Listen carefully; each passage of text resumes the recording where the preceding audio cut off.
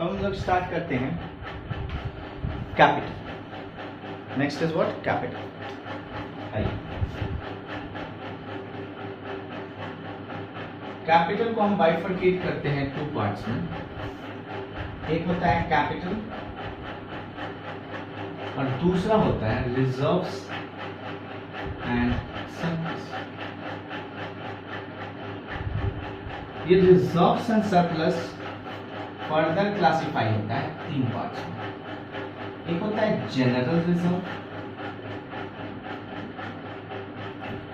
दूसरा होता है स्पेसिफिक रिजर्व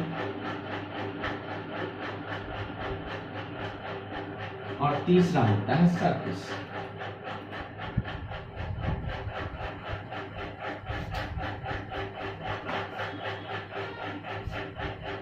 ये तीन कैटेगराइजेशन है रिजर्व्स के,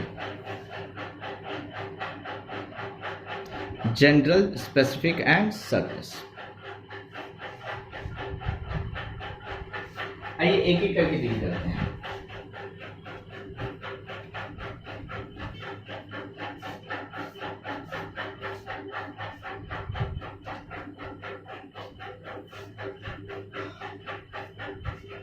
पहले हम डील करते हैं कैपिटल।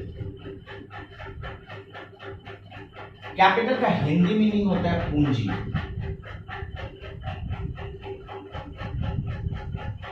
पूंजी का मतलब जो पैसा आप बिजनेस में लगाते हैं,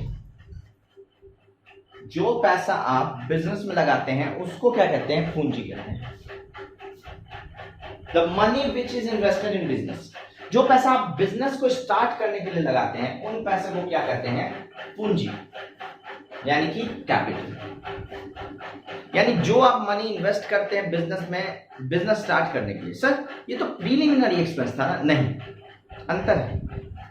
प्रीलिमिनरी एक्सपेंस में था जो आप पैसा लगाते नहीं है, जो आप पैसा लगाया हुआ पैसा को खर्च करते हैं। कैपिटल होता है जो पैसा आप बिजनेस में लगाते हैं। लैंड और मशीनरी खरीदना, मान लीजिए मुझे एक बिजनेस स्टार्ट करना है तो मुझे बहुत सारी चीजें खरीदनी है, तो उनके लिए पैसा चाहिए। तो जो पैसा आप बिजनेस में लेकर आते हैं, बिजनेस में लेकर आते हैं, कैश आता है बिजनेस में, बिजनेस स्टार्ट करने के लिए बिजनेस में लेकर आते हैं। स्टार्ट ही नहीं, बाद में भी पैसा लगाते हैं कुछ लैंड मशीनरी, लैंड वगैरह खरीदने के लिए। तो जो पैसा आप बिजनेस में लेकर आते हैं कैश के रूप में, चेक के रूप में, उन पैसों को कहते हैं कैपिटल। और लाए हुए पैसे को जब आप सच में खर्च करते हैं तो उसको कहते हैं एक्सपेंस करना। खर्च करना मतलब एक्सपेंस करना, उसको कहते हैं प्रीलिमिनरी एक्सपेंस। बिजनेस स्टार्ट करने से पहले जो आप खर्चा करते हैं उसको प्रीलिमिनरी एक्सपेंस, बिजनेस स्टार्ट करने के लिए जो पैसा लेकर आते हैं उस पैसे को कैपिटल कहते हैं। बस यही अंतर है। तो जो पैसा यानी पूंजी आप बिजनेस स्टार्ट करने के लिए लेकर आते हैं, बिजनेस में लेकर आ रहे हैं, तो क्या लेकर आ रहे हैं? कैश लेकर आ रहे हैं। बिजनेस में लेकर आ रहे हैं, क्या लेकर आ रहे हैं? बिजनेस में क्या लेकर आ रहे हैं? कैश लेकर आ रहे हैं। और वो कैश किस फॉर्म में आ रहा है? वो कैश आ रहा है कैपिटल के फॉर्म में। कैश किस फॉर्म में आ रहा है बताइए? कैपिटल के फॉर्म में आ रहा है। यही होता है कैपिटल, पूंजी। बोलो, कोई डाउट? तो कैपिटल का मतलब होता है the amount which is invested in business for the future growth, the amount which is required for business for starting the business. ऐसा तो कैपिटल को हम लिख सकते हैं, it is the amount required to start ऐसा लिखना, amount invested in business to start और कमेंस। स्टार्ट का मतलब कमेंस भी होता है, द बिजनेस।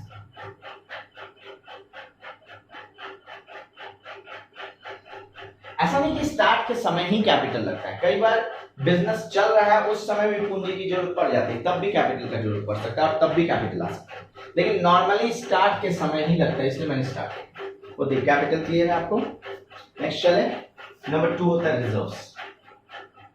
रिजर्व्स का मतलब क्या होता है? रिजर्व्स का मतलब ऐसा समझो कि आपका बाइक है, बाइक में आपने अपना तेल भरा रखा है, तेल ऑयल भराते हैं, पेट्रोल आपने भराया है 4 लीटर, 1 लीटर चला गया रिजर्व में, 3 लीटर रह गए। 3 लीटर आपने यूज कर लिया तो वो इंडिकेट करने लगा कि भैया अब आपका पेट्रोल खत्म हो गया है, भरा दो जल्दी नहीं तो बाइक डूब जाएगा। लेकिन फिर भी बाइक चलता रहेगा। क्यों चलता रहेगा? क्योंकि 1 लीटर अभी भी रिजर्व में है। यानी इमरजेंसी सिचुएशन में यूज करने के लिए, इमरजेंसी सिचुएशन में यूज करने के लिए अगर आपके पास कोई पैसा रहता है तो वो कहां रहता है? रिजर्व में। ये रिजर्व क्या है? एक तरह से आप फंड बनाकर चलते हैं, पहले से कोई फंड बना लेते हैं, फंड, एक फंड क्रिएट कर लेते हैं। इसलिए ये फंड क्रिएट करते हैं ताकि फ्यूचर में आपको इमरजेंसी सिचुएशन हो, कुछ अजीब आपातकालीन स्थिति आ जाए, उस केस में आप इस पैसे को उठाकर वहां पे यूज कर सकते हैं। इसीलिए इसका नाम होता है रिजर्व्स। रिजर्व में पैसा, कुछ पैसा लेकर रख लिए रिजर्व के रूप में, फिर जब उसको यूज करना यूज करने, वहां से निकाल के पैसा। तो रिजर्व का मतलब होता है it is the fund which is kept for a future emergency use. Future में जो इमरजेंसी यूज आने वाले हैं उसके लिए जो पैसा रखा जाता है। आप ये पैसा कहां से रखते हैं? जो आपने प्रॉफिट कमाया, जो आप मुनाफा कमाते हैं, उस मुनाफे में से कुछ हिस्सा आप निकालते हैं मुनाफे में से और रिजर्व्स में डालते जाते हैं। कुछ पूरा नहीं, बहुत कम, 10%, 5% ऐसा कुछ हिस्सा। या कई बार कैपिटल में से प्रॉफिट नहीं हुआ रहता है तो कैपिटल में से भी पैसा निकालकर हम रिजर्व्स के रूप में पैसा डाल देते हैं। तो जो पैसा आप रिजर्व्स के रूप में पैसा डाल रहे हैं उसको रिजर्व कहते हैं। और इसको यूज क्या करते हैं? फ्यूचर में जब अनसर्टेनिटीज, इमरजेंसी सिचुएशन आ जाए जिसमें आपको बहुत ह्यूज लॉसेस हो गया तो यहां से पैसा निकाल कर आप यूज कर सकते हैं। तो ये क्या है? रिजर्व्स क्या है? It is the fund maintained by entity. It is the fund maintained by entity. किस लिए? For the emergency use in future. Future में कोई इमरजेंसी यूज हो तो इसमें से पैसा निकाल लेंगे, इसीलिए ये फंड हम मेंटेन करके रखते हैं। बोलिए, कोई दिक्कत? आगे बढ़े। चलो, अब ये रिजर्व्स का 2 पार्ट होता है। पहला कहलाता है स्पेसिफिक रिजर्व। चलिए, स्पेसिफिक रिजर्व्स क्या है? जब आप कोई फंड मेंटेन करते हैं किसी स्पेसिफिक पर्पस के लिए, जब आप कोई फंड मेंटेन करते हैं किस लिए बताइए? स्पेसिफिक पर्पस के लिए, एक स्पेसिफिक काम के लिए अगर आपने फंड मेंटेन कर दिया, उस फंड को कहते हैं स्पेसिफिक रिजर्व। अगर आपने कोई फंड मेंटेन किया है स्पेसिफिक पर्पस के लिए, that fund is called as what? Specific reserve. Specific चीजों की स्पेसिफिक रिजर्व कहलाएगा। जैसे कि मैंने एक फंड मेंटेन किया है, नाम लेके वर्कमैन कंपेंसेशन रिजर्व। नाम ही है वर्कमैन कंपेंसेशन रिजर्व, ऐसा नाम है। ये वर्कमैन कंपेंसेशन रिजर्व का पैसा या वर्कमैन कंपेंसेशन फंड का पैसा आप कहां यूज कर सकते हैं? अच्छा, ये रिजर्व को फंड भी कहते हैं, ये रिजर्व को याद रखना, फंड भी कहते हैं। तो वर्कमैन कंपेंसेशन रिजर्व या वर्कमैन कंपेंसेशन फंड का पैसा आप कहां यूज कर सकते हैं? सर, इसको आप कहीं भी यूज कर सकते हैं। वर्कमैन कंपेंसेशन रिजर्व या वर्कमैन कंपेंसेशन फंड को आप कहीं भी यूज कर सकते हैं जहां आप चाहें, कहीं भी नहीं, सिर्फ वहीं यूज कर सकते हैं जहां पे ये जिस चीज के लिए बना है। यानी कि वर्कमैन कंपेंसेशन रिजर्व अगर बना है वर्कमैन को कंपेंसेशन पे करने के लिए, तो वर्कमैन को कंपेंसेशन पे करने में ही आप इस पैसे को यूज कर सकते हैं। जैसे मान लीजिए आपके यहाँ वर्कर है, उसका हाथ टूट गया, पैर टूट गया, या काम करते करते हाथ कट गया, या पैर में छिलन हो गई, या जल गया वो, और उसका एडमिट करना पड़ा हॉस्पिटल में। हॉस्पिटल का जो खर्चा है वो कौन उठाएगा? हॉस्पिटल का खर्चा कौन उठाएगा? कंपनी उठाएगी। अब कंपनी को तो उतना पैसा कहां से अचानक से आएगा? इसीलिए उन्होंने पहले से एक स्पेसिफिक रिजर्व मेंटेन किया था, वर्कमैन कंपेंसेशन फंड, कि कल को अगर इमरजेंसी सिचुएशन होगा और वर्कर को कुछ होगा तो हम उस वर्कर के कंपेंसेशन वाले रिजर्व से वर्कर के लिए निकाल लेंगे। वो वर्कर के लिए स्पेशली बना है, वर्कर को कुछ होता है तो उसके लिए बना है, तो उसका पैसा और कहीं नहीं यूज कर सकते। ऐसा नहीं कि मान लीजिए बाढ़ आ गया, अर्थक्वेक आ गया, फ्लड आ गया, इस तरह की सिचुएशन आ गई और आपको बहुत लॉसेज हुए, तो उन लॉसेज को कवर करने के लिए इसका पैसा यूज आप नहीं कर सकते।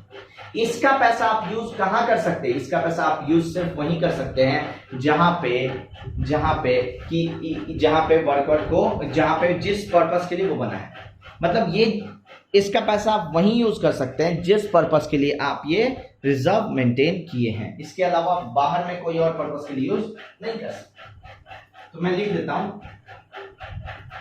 these are those reserves, these are those reserves which are maintained for specific purpose.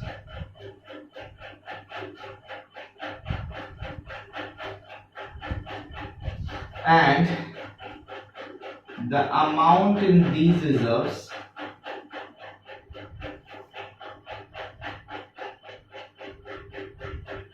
can be utilized for such specific purpose only.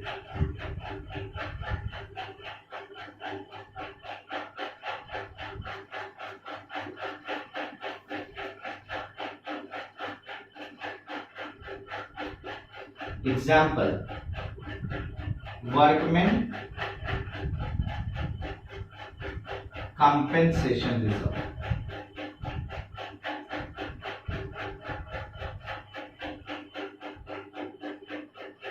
So the workmen compensation reserve, these are specific reserves and money in these reserves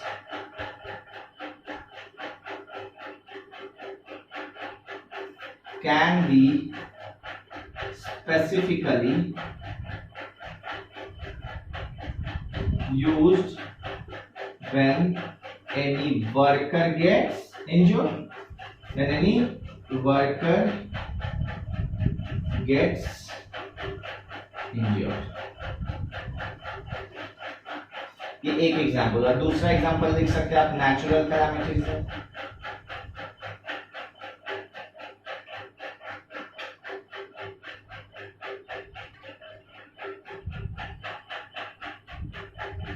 natural calamity वगैरह के लिए reserve maintain हो गया। अगर आपका nature में कुछ होता है, फ्लड अर्थक्वेक आता है, तो यहाँ से आप पैसा निकाल सकते हैं। तो बेसिकली इसका पैसा आप उसी चीज के लिए यूज कर सकते हैं जिसके लिए बना है, उसके अलावा किसी और चीज के लिए यूज नहीं कर सकते। एक और टर्म होता है जो होता है जनरल रिजर्व। नाम ही है जनरल। ये ऐसा समझिए कि जैसे कि लेडीज बोगी, ठीक है, लेडीज बोगी हो गया, या फिर एसी स्लीपर क्लास एक्सेट्रा। तो एसी वाला टिकट वाला ही जा पाएगा, स्लीपर क्लास में स्लीपर क्लास वाला। जनरल क्लास में आप लेडीज भी जा सकते हैं, जेंट्स भी जा सकते हैं, स्लीपर क्लास वाला भी जा सकता है, एसी वाला कोई भी चाहे तो जनरल क्लास में, जनरल सबके लिए। उसी तरह से ये है general reserve.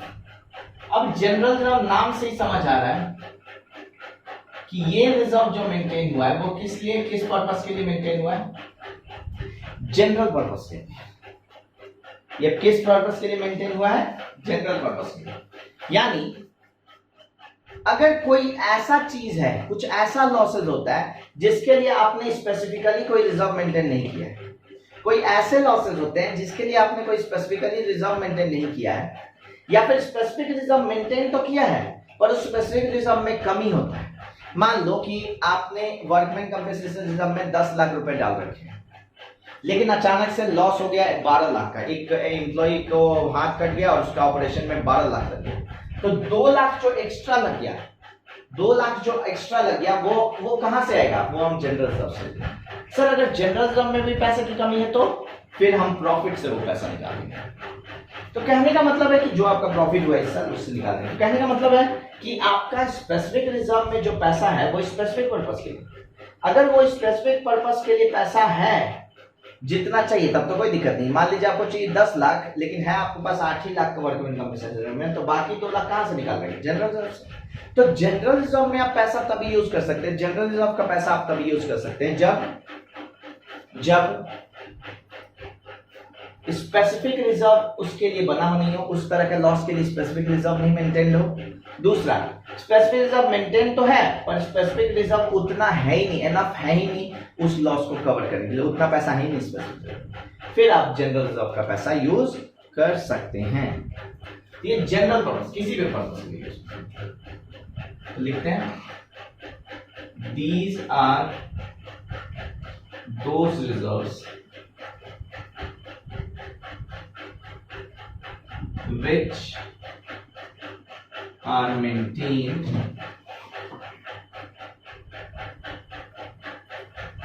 for general purpose and can be, and the amount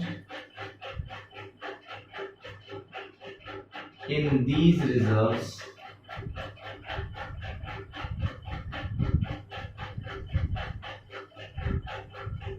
can be used when, इसमें जो रिजर्व्स में पैसा है उसको आप यूज कर सकते हैं जब number 1 there is no specific reserve maintained for such kind of loss.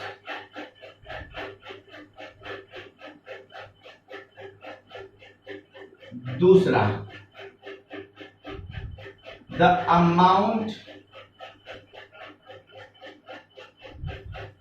of a specific reserve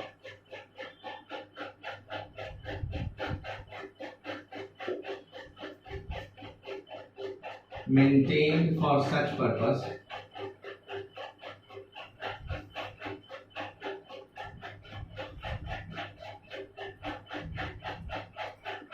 is not enough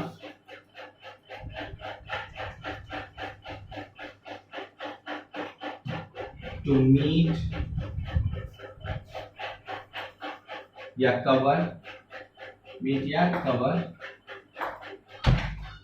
the loss of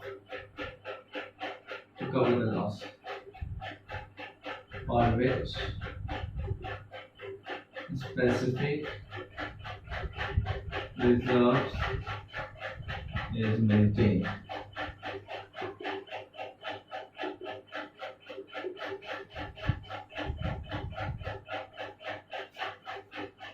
तभी आप जनरल रिजर्व मेंटेन कर सकते हैं।